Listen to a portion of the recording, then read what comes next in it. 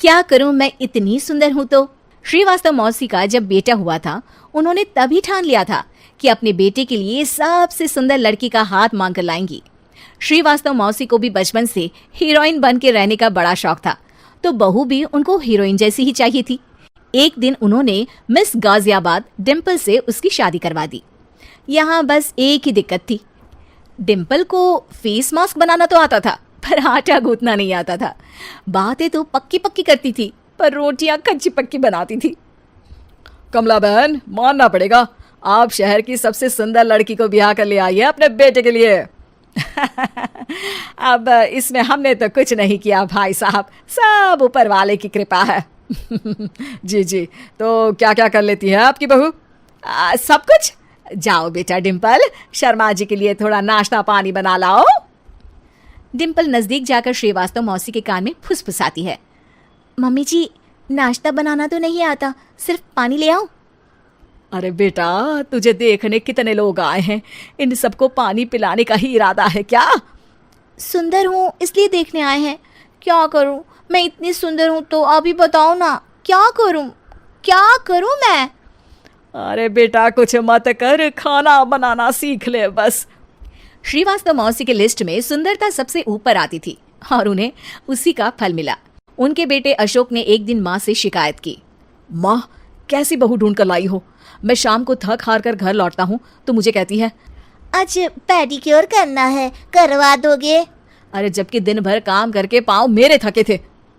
अरे बेटा ठीक है ना, धीरे धीरे सीख जाएगी।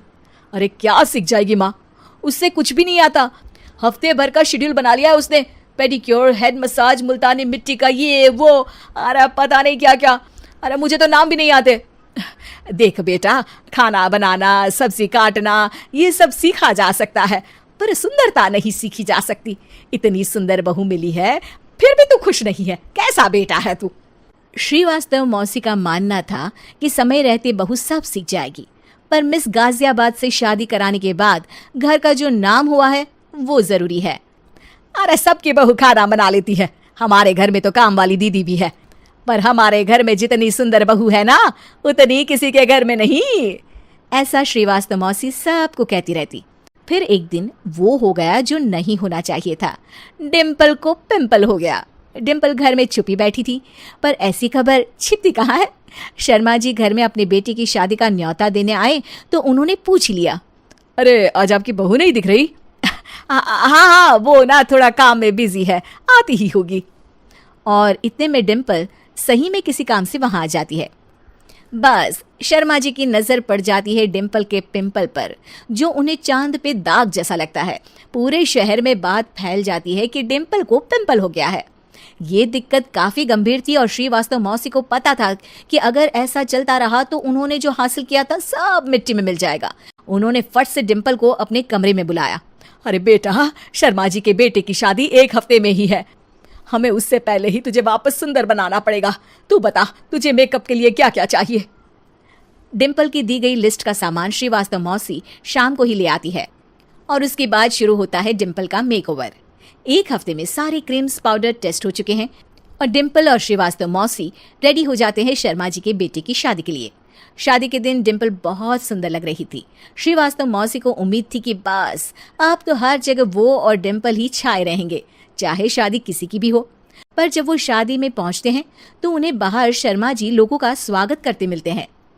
अरे कमला जी, सही समय पर आई हैं, आप ही का इंतजार था।